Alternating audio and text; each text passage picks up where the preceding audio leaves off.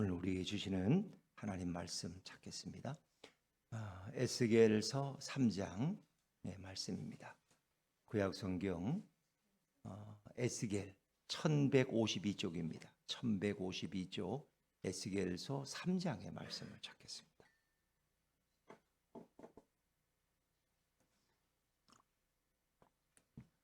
구약 성경 1152쪽 에스겔 3장 1절부터 11절까지의 말씀이 되겠습니다. 에스겔 3장 1절부터 11절까지 저와 여러분이 한 절씩 교독하십니다. 또 그가 내게 이르시되 인자야 너는 발견한 것을 먹으라. 너는 이 두루마리를 먹고 가서 이스라엘 족속에게 말하라 하시기로 내가 입을 벌리니 그가 그 두루마리를 내게 먹이시며 내게 이르시되 인자야 내가 내게 주는 이 두루마리를 내 배에 넣으며 내 상자에 채우라 하시기에 내가 먹으니 그것이 내 입에서 달기가 꿀 같더라.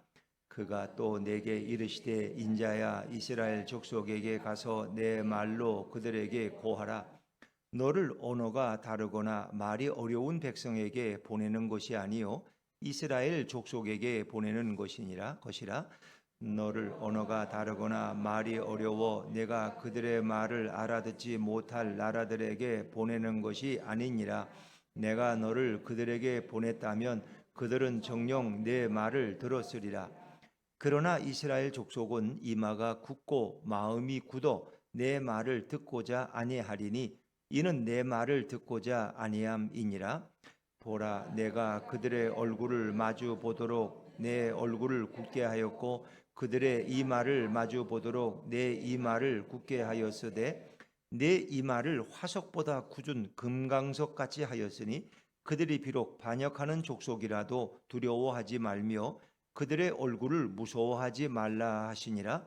또 내게 이르시되 인자야 내가 내게 이를 모든 말을 너는 마음으로 받으며 귀로 듣고 같이 읽습니다. 사로잡힌 내 민족에게로 가서 그들이 듣든지 아니 듣든지 그들에게 고하여 이르기를 주 여호와의 말씀이 이러하시다 하라. 아멘. 오늘은 전도자의 영적 준비 이런 제목으로 함께 은혜 나누기를 원합니다. 우리 하나님께서는 오늘도 여러분에게 복 주시기 원하시고 평강 주시기를 원하시고 은혜 주시기를 원하십니다. 오늘 예배와 말씀을 통해 여러분의 절망이 소망으로 여러분의 상처가 기쁨으로 회복되기를 주의 이름으로 축원합니다. 우리 옆에 분들에게 또 한번 밝은 얼굴로 인사하시죠. 추석 명절 잘 지내고 오셨죠? 한번 물어보세요. 시작. 추석 명절 잘 지내고 오셨죠? 네. 여러분들의 얼굴에 확실히 좋은 것을 먹었다는 증거가 환하게 빛나는 것 같습니다. 감사합니다. 자, 오늘은 전도자의 영적 준비 이런 제목으로 은혜 나눕니다. 우리 사회의 최대 위기가 뭘까요? 우리 사회의 최대 위기는 경제도 아니고 국가 안보도 아니고 아이들의 문제도 아니고 그보다 더 심각한 문제가 있어요. 우리 사회는 생명의 문화보다 죽음의 문화가 지배하고 있다는 것입니다. 대표적인 예는 자살하는 사람들이 매년 증가하고 있다는 거예요. 경제 성장만큼 자살자도 늘어나고 있다는 거예요. 이게 큰 영적인 위기죠. 작년 2024년 기준에 의하면 하루에 38명씩 자살한다. 나라에서 대한민국에 38명. 그러니까 거의 한 45분에 한 명씩 지금 계속 죽어. 텔레비 안 나와서 그렇지 계속 죽고 있는 1시간 45분에 한 명씩 40분에 한 명씩 죽어가고. 이것은 OECD 국가 중 자살률이 최고로 높은 수치라 그럽니다. 예전엔 스위스나 노르웨이가 자살률이 제일 높았는데 요즘은 그 기록을 경신해서 대한민국이 최고의 자리를 지금 몇 년째 내놓지 않고 있습니다. 예전에는 생활고로 인해 자살하는 사람이 많았어요. 퇴직에 따른 가난, 상실감, 가정의 갈등 이런 것으로 자살하는 사람들이 많았는데 요즘은 우울증으로 자살하는 사람들이 많아요. 우울증으로. 얼마 전 한 2년 전인가 이성균이라는 유명한 영화 배우가 자살한 이후로 자살 숫자가 갑자기 늘어났어요. 그건 뭐냐? 이성균 효과야. 유명한 사람이 죽으면 따라서 저런 사람도 죽는데 내가 못 죽을 일이 뭐 있어? 이렇게 따라 죽는다는 거예요. 이것은 우리 사회를 죽음의 문화가 지배하고 있다는 현상인 것입니다. 그뿐만 아니에요. 또 한 가지, 이 낙태로 인해서 세상에 출산하기도 전에, 빛을 보기 전에 어머니 태 속에서 살해당하는 아이들이 연간 수십만 명이래. 많을 때는 약 100만 명까지, 100만 명. 태어나는 아이들이 1년에 20만, 30만이 안 되는데 낙태로 죽은 아이들이 100만이 넘을 때, 이건 매년 수십만 명에 이른다. 낙태만 시키지 않아도 우리는 인구가 늘 수밖에 없는 구조인데 이것이 이제 불합리한 거고 잘못된 것이죠. 참으로 가슴 아픈 일이죠. 또 다른 면에서 보면은 가출하는 아이들, 청소년의 4명 중 1명은 초등학생이라는 거예요.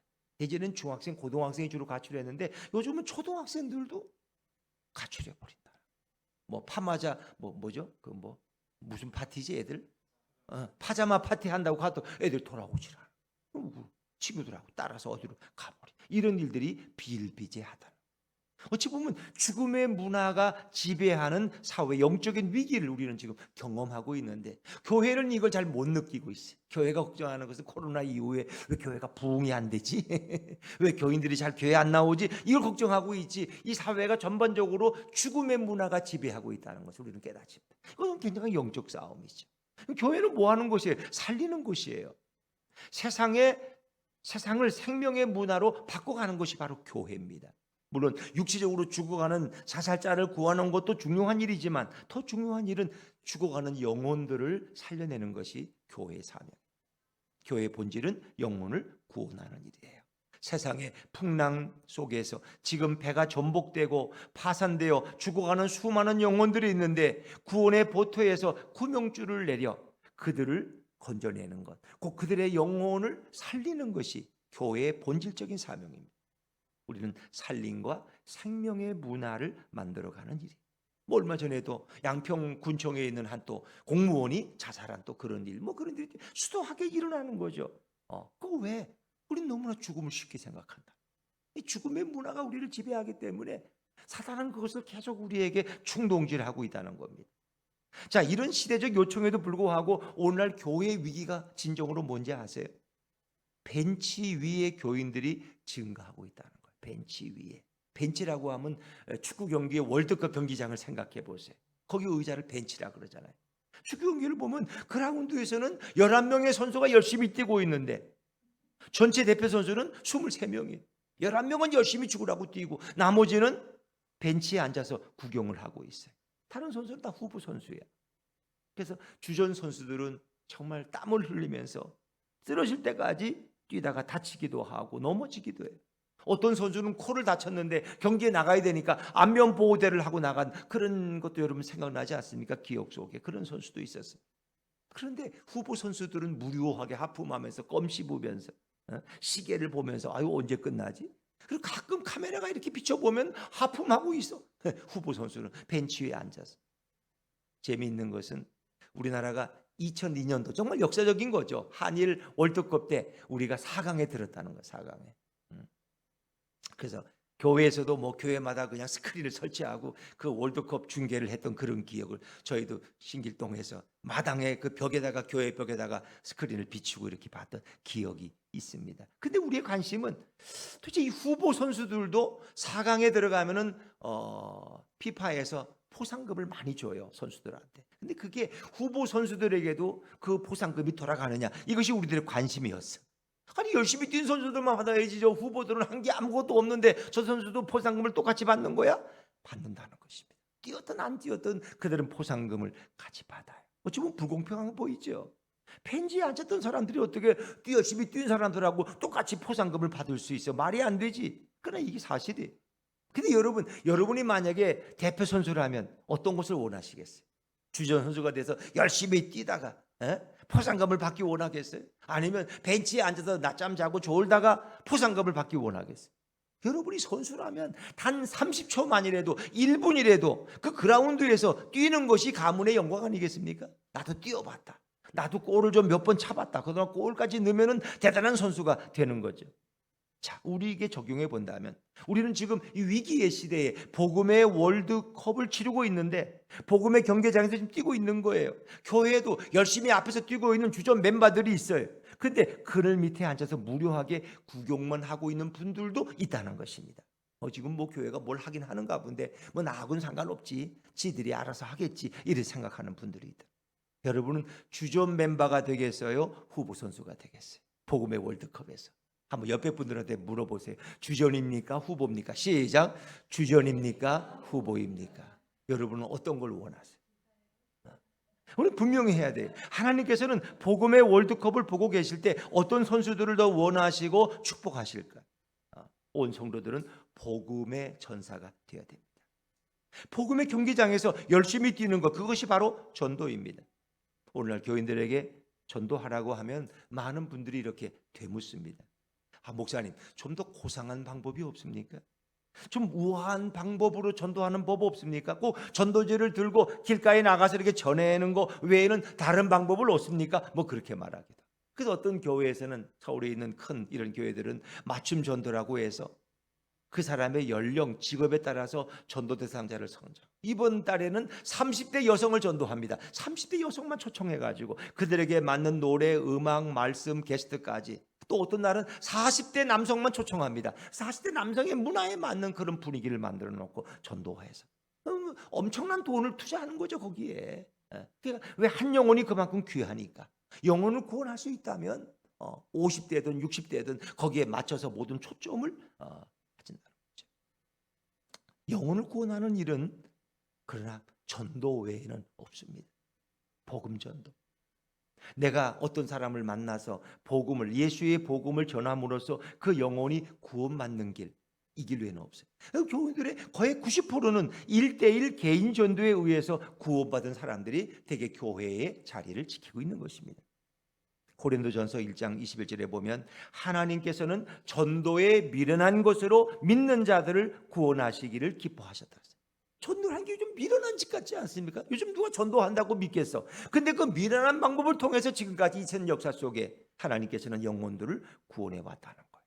세상에 좀 스마트하고 지금 AI 시대인데 교회도 뭔가 좀 전략을 바꿔야지 맨날 이렇게 가서 전도하라고 이렇게 하는데, 여러분, 세상에 비교하면 좀 뭔가 교회가 많이 뒤처진 것 같이 보이지만 오늘도 전도라는 방법을 통해서 한 영혼을 구원하고 계신다. 전도하라고 하면 제일 어려운 게 뭐예요? 부끄러운 거예요. 이 바쁜 세상에 한가하게 옷을 깨끗하게 입고 넥타이 매고 전도지나 들고 다니면서 남들을, 바쁜 사람들 붙들고 잠깐 시간만 좀 내주시겠어요? 한 1분만 시간 내주시겠어요? 제가 생명에 대해서 말씀을 드리고 싶어요. 아마 전도지를 전하고 그 쓰지도 않는 물티슈를 자꾸 주고 말이에요. 받아도 전도지를 보지도 않고 쓰레기통만 있으면 버리고 싶어하는 사람들에게 왜 이런 일을 할까? 근데 이 부끄러움은 2000년 전부터, 사도 바울부터 이미 경험한 일이에요. 로마서 1장 16절에 보니까 사도 바울은 뭐라 그래? 내가 복음을 부끄러워하지 아니하노니 이 복음은 모든 믿는 자에게 구원을 주시는 하나님의 능력이 됩니다. 이미 2000년 전부터 사도 바울도 고백했어. 내가 복음을 부끄러워하지 않아. 그러니까 제자들 중에나 믿는 자들 중에는 복음을 부끄러워하는 자들이 많아. 아이고, 나보고 또 전도하라고요? 내 순서라고요? 내 당번이라고요? 전도하라고 하면 그때도 뒤로 숨는 분들이 있어요. 전도는 내가 아니야. 전도는 저 안드레가 잘하지. 그 오병이어 때 소년도 데리고 왔잖아. 안드레가 잘해. 빌립이 전도 박사야. 우리 서로 미룰 수가 있어요. 그때나 오늘이나 상황은 똑같습니다. 오히려 그때는 복음을 전하면 매를 맞고 옥에 갇히고 죽임을 당했습니다. 근데 오늘은 그렇게 때리고 옥에 가두는 일은 없어요. 그런 일은 뭐 특별한 국가 외에는 없어요. 그래서 우리는 부끄러워서, 단지 부끄러움. 요즘도 누가 전도하고 다녀? 예수쟁이들은 자기들이나 믿지. 그리고 그것 때문에 그 일을 하려고 하지 않습니다. 남에게 그렇게 예수 믿는 사람으로 자신을 드러내려고 하지도 않습니다.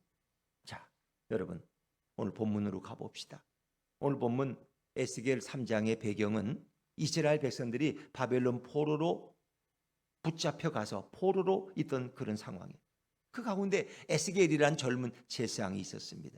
그는 자기 동족과 함께 포로로 끌려갔습니다. 오늘 에스겔에게 하나님이 말씀하셨어요. 그 말씀의 내용은 나를 대신해서 이스라엘 백성에게 말씀을 전파하라는 것입니다. 에스겔이 선뜻 나서서 예, 제가 가겠습니다, 제가 전하겠습니다 하고 할 상황이 아니었습니다. 왜? 에스겔이 주저하고 있어요. 몹시 두려워하는 것 같아요. 왜인 줄 아세요? 그 당시 바벨론 포로로 이스라엘 백성이 끌려갈 때는 한 6개월이나 1년 안에 다시 예루살렘으로 돌아올 줄 알았어요. 그렇게 생각했어요. 그래서 가벼운 마음으로 끌려갔어요. 근데 그게 이미 몇 년이 지났어요. 몇십 년이 지났어요. 근데 그들은 그럴 때 하나님을 원망하기 시작했어요. 하나님이 살아계시다면 이럴 수 있어. 우리가 이 이방 땅에서 이 고생을 하고 있는데 하나님 도대체 뭐 하고 있는 거야? 그들의 마음속에는 분노와 불만이 가득 차기 시작했어요. 그럼 그들에게 가서 너희가 이제 회개를 해야 된다. 회개를 해야 너희가 돌아갈 수 있다. 하나님 말씀 전한다는 것은 돌에 맞아 죽을 일이었어요. 그들이 쉽게 동조하지도 않을 뿐더러 마음을 열지도 않을 것입니다. 그러니 선뜻 나서는 사람이 없어요. 어느 시대나 하나님의 종들이나 선지자는 세상에서 별로 환영받지 못했습니다. 이사야도 동족에게 복음을 전하다가 핍박받았어요. 엘리야도 핍박받고 숨어 다녔어요. 오죽했으면 엘리야도 낙심해서 로뎀나무 아래서 나를 죽여달라고 그렇게 하나님 앞에 자원하는 기도를 드리기도 했어요. 에레미야서에 보면 하나님이 에레미야를 선지자로 불렀을 때 에레미야 1장에 보면 그는 뭐라고, 하나님 내가 너무 슬퍼요. 하나님 저 좀 봐주세요. 내가 아이라 나는 말할 줄도 몰라요. 나는 입이 우둔해서 선지자로 적합하지 않습니다. 이 유명한 에레미야도 거부했어. 나는 선지자가 못 되겠다고. 나는 복음 전하는 일 안 하겠다고. 왜 그런 핑계를 댈까요? 그만큼 예언자나 선지자나 전도자의 활동은 두렵고 위험한 일이라는 거죠. 그러니까 하나님 말씀을 전한다는 것은 돌에 맞아 죽을 각오를 하지 않으면 전하기가 어렵다는 거죠. 근데 결국 이 에스겔은 정말 믿음이 충성스러운 사람이기 때문에 하나님 말씀에 순종해요. 근데 하나님은 에스겔을 그냥 보낼 수 없어. 이 강팍한 백성들에게 그를 보내는데 그냥 보내면 안 돼. 적어도 갑옷을 입혀서 보내야 돼. 돌에 맞아도 죽지 않도록. 그 영적인 준비, 영적인 무장. 그래서 그를 영적으로 무장시켜서 이스라엘 백성에게 보내십니다. 그래서 하나님의 말씀을 전파하게 하셨어요. 오늘 에스겔의 모습이 바로 오늘 이 시대를 사는 우리 전도자의 모습이에요. 에스겔이 가서 말씀을 전할 때 잘 오셨습니다. 할렐루야. 내가 예수 믿으려고 준비하고 있었습니다. 이런 사람은 아무도 없어요. 그때도. 그런 사람 지금도 없지만 그때도 없어요. 모두가 그걸 보고 분노하고 강팍한 마음을 가지고 그를 돌로 치려고 했습니다. 오늘 시대에 전도자가 나가서 십자가와 부활의 기쁜 소식, 예수의 복음을 전할 때 사람들이 반가워합니까? 반가워하지 않습니다. 저것들은 또 귀찮게 하는 일도 없이 왜 저러고 다녀? 우리에게는 기쁜 소식이지만 그들에게는 분노의 소식이에요. 왜? 예수 믿으면 구원받고 천당 가고 천국 가고, 예수 믿지 않으면 심판받고 지옥 간다는, 너희가 회개하지 않으면 너희는 지옥 간다는 얘기가 바로 복음의 핵심입니다. 누가 그걸 기뻐하겠어요? 사람들한테 죄인이라고 그러는데, 너가 회개해야 된다는데 내가 왜 회개해야 돼? 나는 죄인도 아니야. 그럼에도 불구하고 에스겔은 가야 합니다. 사랑하는 여러분, 그렇다면 과연 오늘 전도자는 어떤 영적인 준비를 갖추고 하나님의 복음을 이 시대에 전해야 될까요? 먼저는 전도자는 말씀을 먹어야 합니다. 한번 따라해 보세요. 전도자는 말씀을 먹어야 합니다. 그렇습니다. 우리 1절과 2절 말씀을 한번 다시 한번 읽어볼까요? 오늘 본문 1절과 2절입니다. 시작.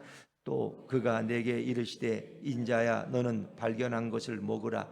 너는 이 두루마리를 먹고 가서 이스라엘 족속에게 말하라 하시기로 내가 입을 벌리니 그가 그 두루마리를 내게 먹이시며. 아멘. 네, 잘 먹어야 돼요. 어느 해인가 추석 때인가 근데 우리 작은 애 가족이 이렇게 왔는데 자기들이 어제 주말이라서 이제 명절로 되고 그래서 뭘 회를 먹었대. 근데 둘 다 설사를 하기 시작하는 거야. 근데 아버지 집에 안 올 수는 없고 왔는데 인사만 하고 가겠다는 거야. 자기들 아무것도 먹을 수가 없다는 거야. 그럴 수. 그 명절에 못 먹으면 얼마나 속상할까요? 그렇지 않습니까? 그래서 그 보내는 마음도 너무 아파. 아니 뭘 하나 음료수 한 잔 못 먹고 그냥 가. 왜 계속 설사하다가 왔다는 거예요. 둘 다 뭐 잘못 먹었죠. 자, 여러분, 잘 먹는 게 사실 축복이에요. 명절 때는 음식을 준비해 놓으면 잘 먹는 게 복 아닙니까? 옛날 성경은 두루마리예요. 두루마리 이렇게 말아서 두루마리. 근데 이 에스겔이 환상 속에 보니 하나님이 두루마리 성경을 에스겔에 보여주십니다. 그럼 환상 속에서 그걸 다 먹어요. 입으로 꿀꺽꿀꺽 먹어요. 말씀을 먹었다는 거예요. 말씀을 먹고 와서 이 백성에게 말씀을 선포하라는 거예요. 우리가 전하려면 말씀을 먹어야 돼. 먹지 않으면 전할 수가 없어. 일하려면 뭔가 음식을 잘 먹어야 돼. 이건 우리의 똑같은 원리예요. 하나님의 말씀을 먹어야 우리는 복음을 전할 수 있어요. 왜? 우리는 전도하는 일에 왜 자신이 없어요? 하나님의 말씀을 먹지 못했기 때문에. 늘 말씀이 갈급해. 내가 배고파. 하나님의 말씀을 먹으면 담대하게 나가서 영적으로 준비를 갖추게 되고 복음을 전할 수 있고 담대한 전도자가 될 수 있는데 우리는 말씀을 안 먹어.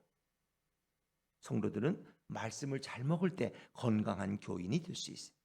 가정에서 아이들을 키우다 보면 우리가 다 경험한 일 아닙니까? 어떤 아이는 정말 밥을 유독 잘 먹어요. 얘는 자다가 깨어나도 밥 한 그릇 뚝딱이야. 그리고 또 그래. 엄마 밥 더 없어요? 아이고 오늘 밥이 없다 야. 아이고 더 먹고 싶은데. 이런 애들은 얼마나 좋을까. 근데 대부분 아이들은 밥을 안 먹어. 밥을 먹으려면 온 집안을 돌아다니면서 그냥 걔로 유혹을 하고 이것만 먹으면 뭘 사주고 뭐 이래야 겨우 밥 한. 참 어려워요. 잘 먹는 애들은 쑥쑥 잘 커요. 성도들도 마찬가지. 말씀을 잘 먹어야 돼. 교회 와서 목사의 설교를 듣는 것은 말씀의 식탁 앞에 여러분이 초대되는 거예요. 여기 식탁만 없지 말씀의 식탁에 초대된 거예요. 아멘 아멘 하고 말씀을 잘 먹는 사람이 있는가 하면 그렇지 못한 경우도 있어요. 설교가 왜 이렇게 기냐, 왜 이렇게 짧으냐, 뭐 별별 다른 이유 때문에 여기 말씀 중심에 집중하지 못하는 경우가 많아요. 어떤 교인들은 보리밥이든 식은 밥이든 쌀밥이든 냉큼냉큼 잘 집어 먹어. 그런 교인들은 비교적 건강한 사람들. 말씀을 잘 먹을 때 좋은 전도자가 될 수 있어요. 잘 먹어야 잘 전할 수 있어요. 엄마가 아이를 낳고 난 후 대개는 이제 처음 임신하고 출산하는 엄마들은 이 젖이 안 나와서 고생하는 경우가 많잖아요. 저도 이제 큰 아이를 낳아서 저는 이제 신학생이었는데 우리 아내가 여기 계시지만 젖이 잘 돌질 않아서 이 고생을 많이. 그게 주위에 이제 아주머니들이 그래. 그저 돼지죽을 삶아서 국물을 먹으면 젖이 잘 돈다. 그랬어요. 저도 뭐 아무것도 모르지만 주위 말만 듣고 이제 경동시장에 가서 그 돼지고기 파는 데 가서 돼지족을 족발을 하나 샀어.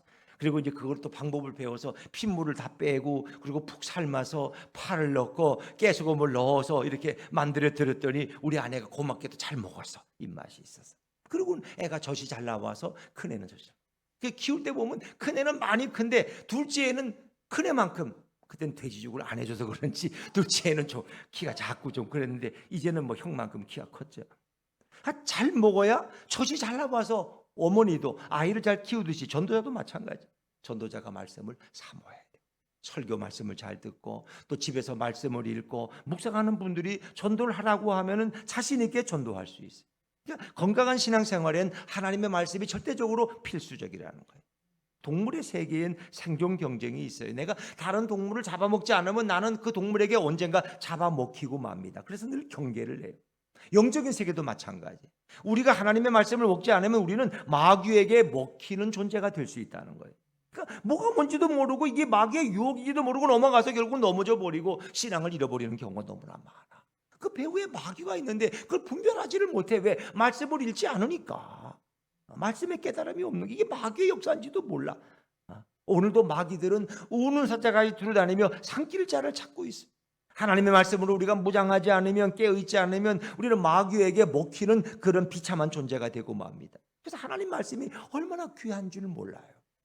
미국의 백화점 왕이라고 부르는 존 워너메이커라는 사람이 있는데 그런 매우 가난한 벽돌공의 아들이었어요.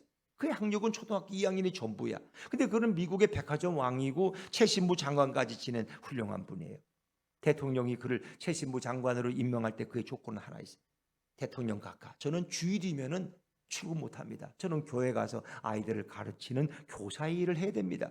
주일에는 저를 불러내지 마십시오. 그래서 그 조건으로 그런 장관으로 취임할 정도로 이 존 워너메이커는 정말 믿음이 좋은 사람이에요. 60의 생일을 맞이했을 때 기자가 와서 당신의 생애 속에 가장 위대한 투자가 있다면 무엇이? 왜? 백화점도 읽었고 뭐 돈이 많은 재벌이니까 가장 위대한 투자란. 제가 10살 때 성경책을 너무 갖고 싶어서 그때 성경책이 귀했어요. 그래서 자기가 아버지가 일하는 벽돌 그 공장에 가서 벽돌을 몇 개씩 나누고 몇 센트씩 받아가지고 그걸 모아 저축을 했다는 거야. 그 돈이 모여서 자기가 처음으로 가죽 성경을 갖게 되었을 때 너무 기뻐서 들고 뛰고 좋아했다는 거야.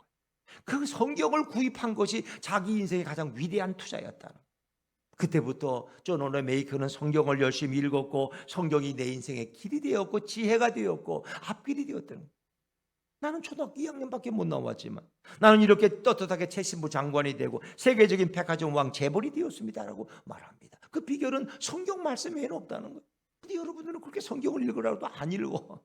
안 읽어. 유튜브는 봐도 성경은 안 읽어. 또 읽었으면 좀 올리라 그래도 또 올릴 시간이 없대. 그걸 올려야 됩니까? 꼭 그래서 아야 그 한 장 읽으면 한 구절 올리면 얼마나 좋아. 그 말씀에 남도 은혜 받고. 근데 주라고 안 올려. 힘들어. 귀찮고. 뭐 그거 올려야 되나? 근데 그것이 한 절씩 올리는 그 성실함이 매일 성경을 한 장씩 읽게 되고 아무리 급해도 성경 한 장은 읽고 내가 아침을 먹어야지 점심을 먹어야지 그런 각오. 이게 중요하니까 내가 살아가면 1년이 아니라 일생을 70년 80년을 매일 성경을 한 장씩 읽고 그 한 절의 말씀을 묵상하며 하루를 살아간다면 내 인생이 변할까요? 변하지 않을까요? 그러니까 하나님 말씀을 먹는 것은 이렇게 중요한 거예요. 전도자가 되기 위해서는 하나님 말씀을 먹으셔야 돼. 성경은 가지고 있는 것만으로는 별 도움이 안 돼. 어떤 분들은 뭐 성경을 읽으면 잠이 오는데 그 수면제로 사용한대. 성경만 읽으면 잠이 온대 자기는. 또 어떤 사람이 그래서 그 말을 듣고 자기가 성경을 베고 잤대. 그랬더니 잠이 안 오더래. 더 딱딱해가지고. 성경은 수면제가 아닙니다. 어느 교회 아이가 성경이 없었어요. 근데 성경책을 하나 생일 때 선물 받았어. 너무 좋아서 성경에 자기 이름을 쓰고 가죽 성경을 이렇게 끼고 다니는 거예요. 주일학교와 자랑. 이거 우리 아버지가 나한테 생일 때 해준 선물이라고. 선생님이 야 나도 한번 그런 거 보고 싶다. 아이가 그래. 선생님 함부로 다루지 마세요. 성경 열면 큰일 나요. 하나님이 나와요. 그러는 거예요. 이 아이는 성경이 하나님이 성경 속에 갇혀 있다고 생각하는 거예요. 여러분 성경 안에 하나님이 갇혀 계시다는 얘기가 아니라 성경을 펴서 읽는 순간 하나님의 능력이 역사한다는 얘기예요. 성경은 가지고 있는 것만은 아무 의미가 없어. 그걸 펴서 읽고 내 삶에 적용할 때 거기서 능력이 나타나고 하나님이 드디어 내 삶 속에서 일하시기 시작하는 거예요. 여러분 성경을 읽고 내 삶에 적용할 때 하나님이 능력으로 내 안에 일하신다. 좀 성경은 위험한 책이에요. 그래서 존 크루즈라는 아프리카 선교사가 영국 런던의 히드로 공항에 가방을 들고 내렸어요. 검색대를 지나는데 삑 하고 소리가 나요. 그러니까 무장경관이 그 가방에 뭐가 들었습니까? 여기 성경이 들었는데 그 성경에 있는 그 새로 된 지퍼가 있어서 아마 경보가 울렸나 봅니다 하고 말했어요. 그들이 무장경관이 그러는 선생님 그렇지만 성경은 매우 위험한 책입니다. 성경은 위험한 책이 될 수도 있습니다. 아니 성경이 왜 위험한 책이에요? 거기 뭐 폭발물이 있나? 무슨 얘기예요? 성경을 읽으면 인생이 바뀐다는 거예요. 핍박자가 전도자가 된다는 거예요. 나를 위해 살던 사람들이 하나님을 위해 살아가는 사람들로 변화된다는 거예요. 그래서 성경을 함부로 읽으면 안 되는 거예요. 여러분의 인생이 180도 달라질 수 있기 때문입니다. 이쯤이면 성경은 너무 위험한 책 아닙니까? 옛날 성경을 보면 성경 모서리 빨간색이 칠해져. 빨간색이 왜? 그건 예수님의 보혈을 상징하는 거예요. 그러나 또 한 가지 빨간색이라는 건 경고의 의미가 있는 거죠. 여러분 성경은 우리 인생을 변화시키는 책이기 때문에 성경은 위험한 책이 될 수도 있습니다. 여러분이 하나님의 말씀을 날마다 풍성히 드시고 좋은 전도자가 되시기를 주의 이름으로 축원합니다. 자, 두 번째로 전도자의 영적 준비는 상대를 두려워하지 않는 겁니다. 사람을 두려워해서는 안 돼. 경기를 하거나 뭘 하나 떨리면 안 돼요. 우리 8절과 9절 말씀을 다시 한번 읽어볼까요? 오늘 에스겔 3장 8절과 9절입니다. 시작. 보라, 내가 그들의 얼굴을 마주 보도록 내 얼굴을 굳게 하였고 그들의 이마를 마주 보도록 내 이마를 굳게 하였으되 내 이마를 화석보다 굳은 금강석 같이 하였으니 그들이 비록 반역하는 족속이라도 두려워하지 말며 그들의 얼굴을 무서워하지 말라 하시니라. 아멘. 내가 너의 얼굴을 단단하게 굳게. 그들의 이마도 너무 굳어. 근데 너의 이마와 너의 얼굴을 더 단단한 화강석같이 금강석같이 만들어 주신다는 거예요. 여러분 전도자는 전도 대상자를 두려워해서는 안 돼. 내가 괜히 누구한테 전도하다가 그 사람이 나보다 더 많이 배웠는데 조롱당하면 어떡해? 이런 거. 또 그 사람이 전도를 받아들이지 않고 우리 집에 나가요. 그런데 알면 오지 마세요 이제. 이렇게 이웃집 아줌마가 말하면 이거 너무 어색해서 이거 어떡하나 그런 고민이 있어요. 또 창피만 당하고 쫓겨나면 어떡하나 이런 생각도 들고. 그래서 전도를 부끄럽게 여기고 전도하는 걸 두렵게 생각하는 거예요. 그렇지만 전도자는 담대해야 돼요. 오늘 에스겔도 마찬가지. 그의 마음속에 두려움이 있었어요. 그럼 그에게 하나님은 너는 두려워하지 말라, 저들을 두려워하지 말라고 말씀하십니다. 사실 그들은 두려워할 수밖에 없는 존재예요. 그들의 마음은 강팍하고 완고하고 그들의 이마는 화강석같이 아주 견고하다고 했습니다. 에스겔서 2장 4절에 보니까 이 자손은 얼굴이 뻔뻔하고 마음이 굳은 자니라. 이 이스라엘 민족, 바벨론 포로에 가 있는 그들은 아주 뻔뻔한 자들이야. 아주 마음이 굳어서 돌 같아. 응? 그들의 마음을 좀처럼 열기가 어려워요. 그들은 선지자들을 향해서 돌을 던질 수 있는 자들이에요. 근데 하나님은 두려워하지 말라는 거. 왜? 하나님이 그들보다 너 에스겔을 더 강하게 영적으로 무장시켜 주겠다. 그들의 굳은 이마보다 너 에스겔의 이마를 더 굳게 금강석같이 만들어 주겠다는 거예요. 절대로 그들에게 깨지지 않게 할 것이라. 내가 너를 준비시켜 줄 것이라고 약속의 말씀을 주시기에 그렇습니다. 여러분, 복음을 전할 때 누가 우리와 함께 하세요? 복음 전하러 가면은 성령님이 우리와 동행하세요. 하나님 우리와 함께 하세요. 성령님이 나를 무장시켜 주세요. 그래서 마태복음 10장에 보면 그런 말, 너희가 총독들과 임금들에게 끌려가서 채찍질을 당하고 신문을 당할 때가 있다. 그럴 때 재판관 앞에 설 때도 너희는 두려워하지 말아라. 무슨 말을 할지 염려하지 말아라. 너희 속에서 할 말을 주장하시는 일은 바로 너희 성령님이다. 너희가 뭘 말을 해야 될지 걱정하지 말아라. 성령이 대신 말씀하신다. 오직 성령이 너희에게 임하면 너희가 권능을 받고 예루살렘과 온 유대와 사마리아 땅끝까지 가서 복음의 증인이 된다는 거예요. 우리가 복음 전할 때 성령님이 우리와 함께 하신다. 담대하게 우리를 무장시켜. 여호수아도 가나안 땅을 향해서 모세의 후계자가 되어서 나갈 때 하나님이 그에게 뭔 말씀을 주세요? 여호수아야, 마음을 강하게 하고 담대히 하고 두려워하지 말라. 전도자는 거절당할까 봐 두려워하지 말라. 거절당할 것을 미리 예감하고 미리 마음의 준비를 하면 두려움이 없고 창피한 것도 없습니다. 전도하다가 저 사람이 받아들이지도 않고 욕을 하면 아이고 창피해서 어떡하지? 내가 권사인데 적어도 내가 창피당하면 아이고 남들이 나를 뭐라 그랬어? 내가 집사인데 전도하다가 창피당하면 안 되지. 체면은 지켜야지. 이런 생각하실 수 있어요. 그런데 오늘 성경은 너희가 복음 전할 때 듣든지 아니 듣든지 가서 전하라는 거예요. 자, 오늘 본문 우리 11절 말씀, 마지막 11절 말씀 한번 읽어볼까요? 11절입니다. 시작. 사로잡힌 내 민족에게로 가서 그들이 듣든지 아니 듣든지 그들에게 고하여 이르기를 주 여호와의 말씀이 이러하시다 하라 하시더라. 듣든지 아니 듣든지 오늘도 마찬가지예요. 듣든지 아니 듣든지. 그렇죠. 우리가 디모데후서 4장 2절에 보니까 너는 말씀을 전파하라. 때를 얻든지 못 얻든지 항상 입지라. 마찬가지죠. 때가 좋든지 나쁘든지 듣든지 아니 듣든지 상관없다는 거예요. 이 시대 교회의 사명은 복음을 전하는 거예요. 이 시대 성도의 사명은 말씀을 전하는 거예요. 그게 교회가 교회되는 의미예요. 그래서 그래야 교회지. 말씀을 잘 들으면 뭐 누가 전도 못하겠어. 가면 전도를 안 듣거든. 그러니까 전도하다가 힘이 빠지고 그다음에 에이 그만둡시다. 우리 오는 교인들만 잘 이렇게 예배드리면 되지. 뭐 괜히 전도하다가 창피나 당하고 아유 안 되겠어. 복음을 전하지 않는 교회는 교회일 수가 없습니다. 하나님의 말씀을 전하지 않는 성도는 성도일 수가 없습니다. 우리의 생명의 근거가 바로 거기에 있기 때문입니다. 이 소돔성이 유황불로 멸망당했는데 멸망당하기 직전에 그 소돔성 성문 앞에 서서 아침부터 저녁까지 목소리를 높여서 고래고래 소리를 지르며 하나님 말씀을 전하는 한 노인이 있었습니다. 아무도 그 노인의 말에 귀를 기울이지 않고 그 노인에게 신경도 쓰지 않아.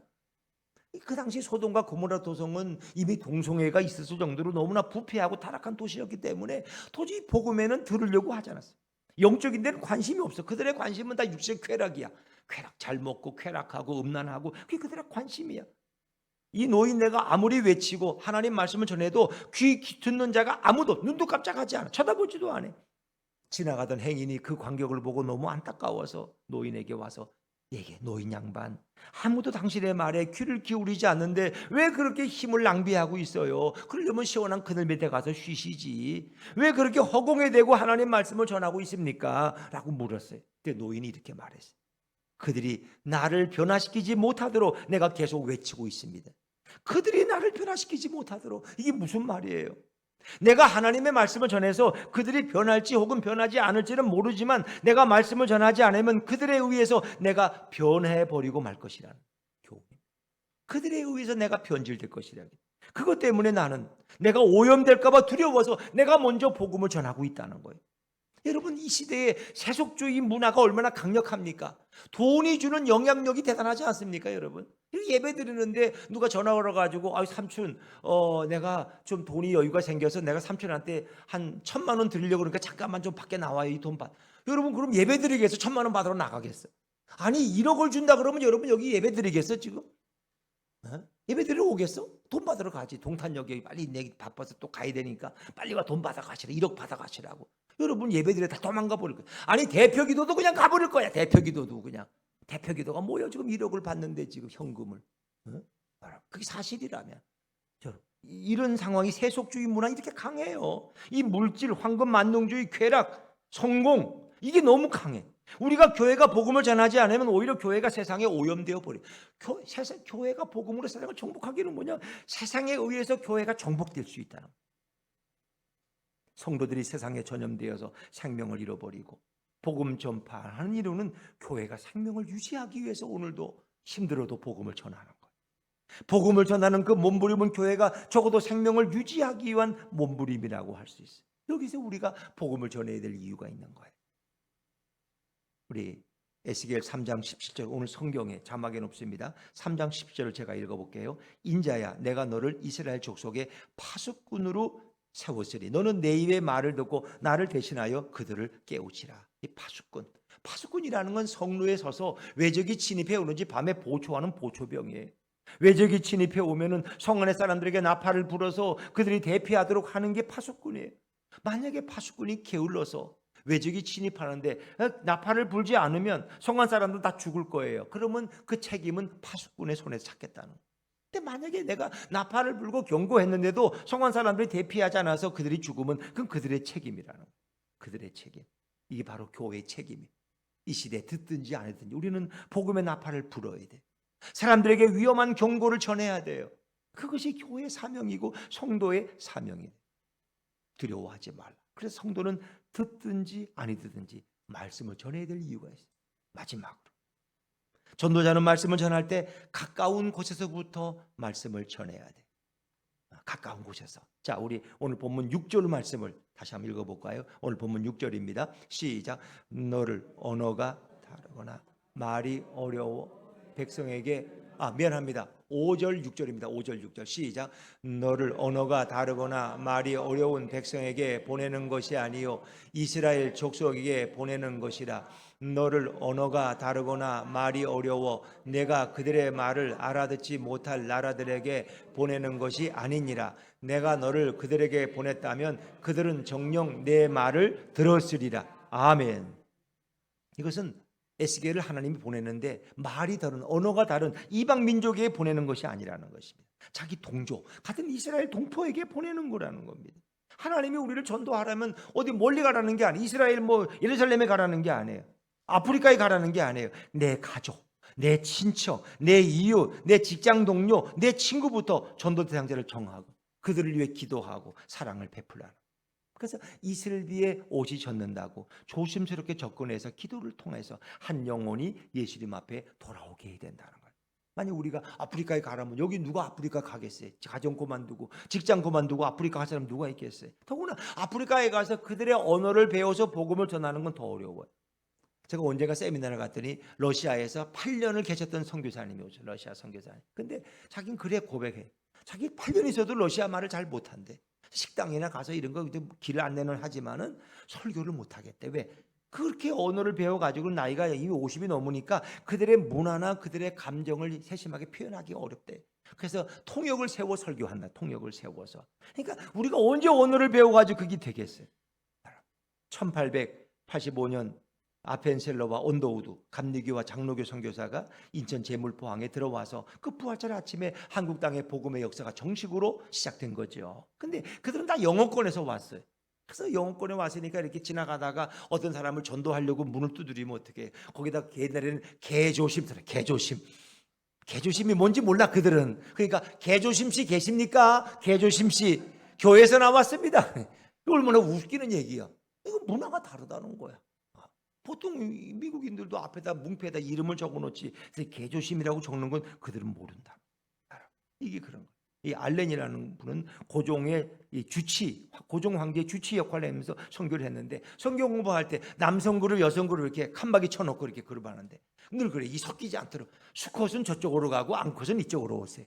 그들의 배운 건 그거밖에, 남성 여성이라는 말이 못해. 수컷 암컷. 이게 문화의 차이라는 거죠. 그러니까 이런 문화의 차이가 있는데 영어보다 더 배우기 어려운 게 한국말이라는 거예요. 언제 한국말 배워가지고 복음을 전하게. 근데 그들은 떠듬떠듬하는 한국말을 통해서 오늘 한국의 교회가 이렇게 부흥하는데 큰 역할을 했다는 거예요. 그러니까 그들의 노력과 그들의 기도가 얼마나 놀라웠는가 우리 생각할 수 있잖아요, 여러분. 근데 오늘 우리들은 언어가 같아요. 감정을 똑같이 느껴요. 우리 가족에게, 이웃에게, 이웃 사람에게, 직장 동료에게, 친구에게 복음을 전하는데 하나님이 내게 전할 만큼 재물도 주셨어요. 여러분이 하루 이틀 일 안 해도 여러분은 굶어 죽는 사람 여기 아무도 없어. 다 먹고 살아. 그러니까 하나님이 그런 물질도 주셨어. 집도 주셨어. 언어도 똑같아. 그 우리는 복음 전하지 않을 이유가 없다는 거예요.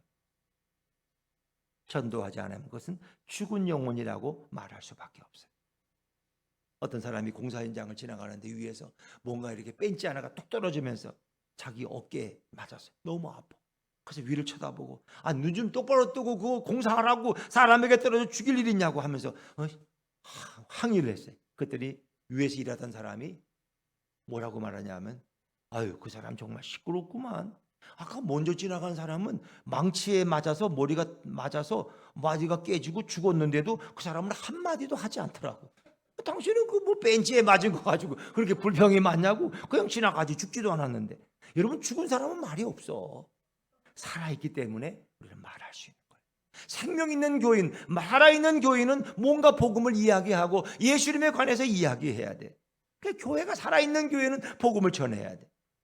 죽은 성도는 말하지 않습니다. 살아있다는 것이 오늘도 우리가 복음을 증거해야 될 이유인 것입니다. 듣든지 아니 듣든지, 때를 얻든지 못 얻든지 하나님의 말씀을 증거해서 하나님 앞에 설 때 잘했다 칭찬받는 우리 모든 성도님들 되시기를 주의 이름으로 축원합니다. 우리 일어나셔서 502장 찬양하시겠습니다. 502장.